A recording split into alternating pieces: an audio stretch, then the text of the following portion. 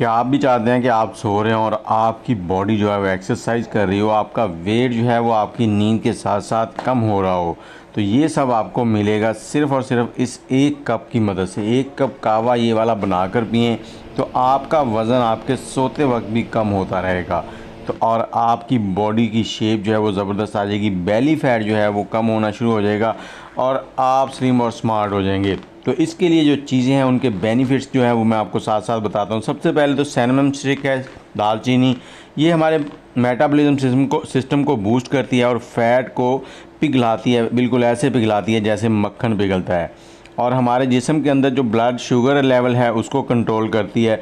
और इसके साथ ही हमारे पास जो दूसरी चीज़ है वो है जी ब्लैक पेपर, काली मिर्च। काली मिर्च जो है ये बहुत ही ज़बरदस्त चीज़ है, ये भी हमारे सिस्टम को, मेटाबॉलिज्म सिस्टम को बूस्ट करती है और हमारी फ़ैट जो है उसको रिड्यूस करती है। और शहद, शहद नेचुरल स्वीट है और ये हमारे जिगर के ऊपर जो फ़ैट आ जाती है जिगर को क्लियर करता है। और इन सारी चीज़ों को बनाना कैसे है, आपने यहाँ पर आपने 1 कप पानी का ले लेना है, 1 से 1.5 कप।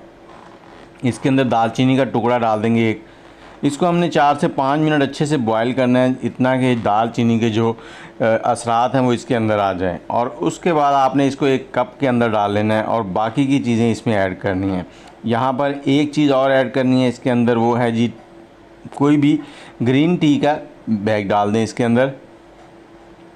थोड़ी सी काली मिर्च डालेंगे इसके अंदर, और इसको लेना किस टाइम है ये भी मैं आपको बताता हूँ। और इसके अंदर हस्बे ज़ायका शहद डालेंगे। शहद एक नेचुरल स्वीटनर है, नेचुरल मिठास है, चीनी की जगह पे अपना जो काम है वो करता है, लेकिन इसके फ़ायदे बहुत हैं। और 30 सेकंड के बाद आपने ये टी बैग जो है ये निकाल देना है और इसको आपने रोज़ाना रात को सोने से 15-20 मिनट पहले पीना है। और जायके के लिए इसके अंदर नींबू ऐड कर लें, नींबू भी हमारी फ़ैट को रिड्यूस करने के लिए बहुत ही लाजवाब चीज़ है।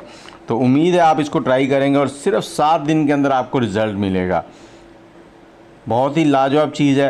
वीडियो अच्छी लगी है तो लाइक कर दें, शेयर कर दें और मुझे इजाज़त दें, दुआओं में याद रखिएगा। अल्लाह हाफ़िज़।